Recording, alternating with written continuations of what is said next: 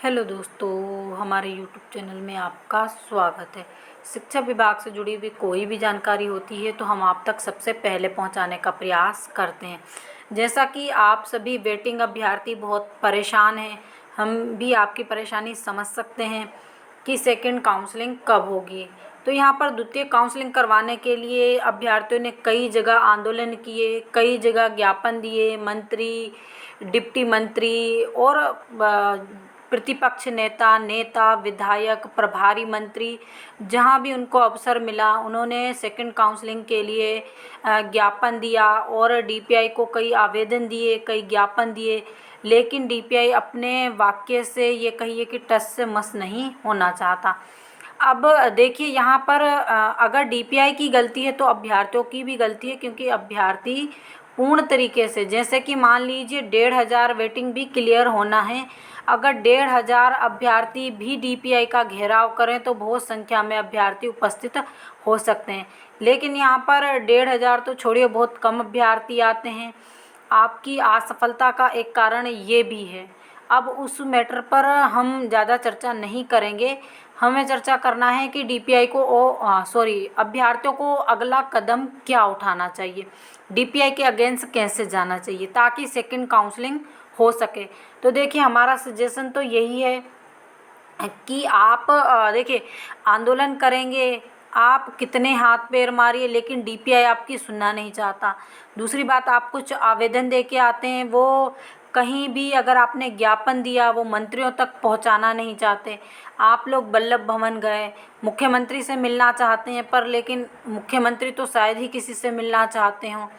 यहाँ पर आप डिप्टी सीएम से मिले, सब जगह आपने प्रयास करके देख लिया और हाल ही के आप आने वाले समय में भी अच्छा प्रयास करेंगे, ये हमें उम्मीद है।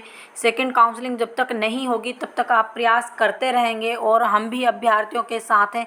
जिस तरह से हमारी मदद बन पड़ती है हम भी करते हैं, क्योंकि हम भी यही चाहते हैं कि जितने पद हो उस पर पहले वैकेंसी फिल हो, फिर जो नई भर्ती आए उस पर भी पूर्ण अभ्यर्थियों को लिया जाए, क्योंकि पद नहीं बचना चाहिए, क्योंकि अभ्यर्थियों के भविष्य के साथ ये खिलवाड़ होता है। लेकिन अब यहाँ पर मेन है कि सेकंड काउंसलिंग किस तरह से करवाई जाए। देखिए सेकंड काउंसलिंग आप करवा सकते हैं हाई कोर्ट के माध्यम से। ये हमने काफ़ी इस पर सोचा, क्योंकि देखिए शुरू में जब 447 अभ्यर्थी बाहर हुए थे, किसी एक दो अभ्यर्थियों ने कोर्ट में याचिका लगाई थी और कोर्ट ने तुरंत आदेश दिया था कि सेकंड काउंसलिंग जितने बचे हुए पद पर, यानी हाल ही के कितने पदों पर कहा गया था, 447 पदों पर सेकंड काउंसलिंग करवाने के लिए हाई कोर्ट ने आदेश तुरंत ही पारित कर दिया था। और डीपीआई ने भी कहा था कि हम कुछ दिनों में सेकंड काउंसलिंग करवाएंगे।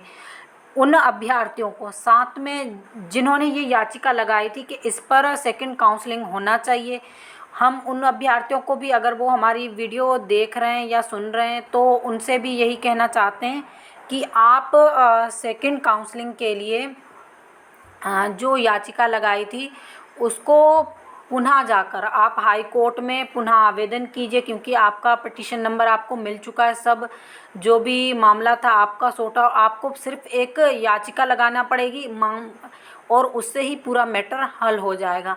अब यहाँ पर आपको उन अभ्यर्थी से हम बोल रहे हैं कि आपको जाना चाहिए। अब अगर वो अभ्यर्थी नहीं सुन रहे हैं तो दूसरे जो अभ्यर्थी सुन रहे हैं वो एक ग्रुप बनाएं, क्योंकि देखिए हम आपको एक अभ्यर्थी का कमेंट भी दिखाते हैं। जैसे ये अभ्यर्थी हैं, ये कोर्ट केस लगाना चाहते हैं, लेकिन इन्हें समझ में नहीं आ रहा कैसे लगाएं, और ये अकेले नहीं लगा सकते ये अभ्यर्थी। तो यहाँ पर इन्हें सबका साथ चाहिए, सबका साथ सबका विकास सही है।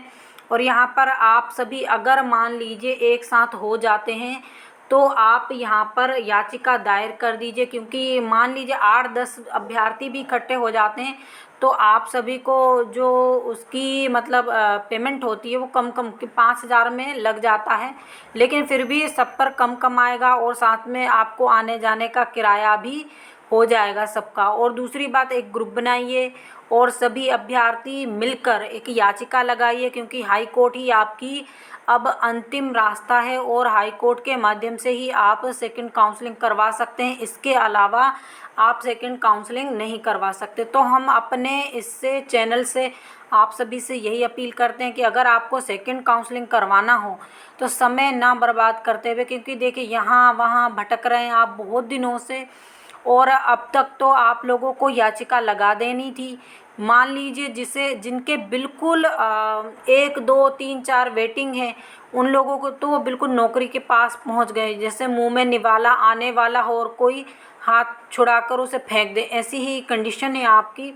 तो आपको ये कंडीशन नहीं बनाना है, हम अभ्यर्थियों के साथ में हैं। आपको क्या करना चाहिए, एक याचिका लगाना चाहिए और साथ में याचिका 8-10 मिलके लगाएंगे तो कम परेशानी होगी। कोई भी जा सकता है, सभी उसमें शामिल हो जाइए।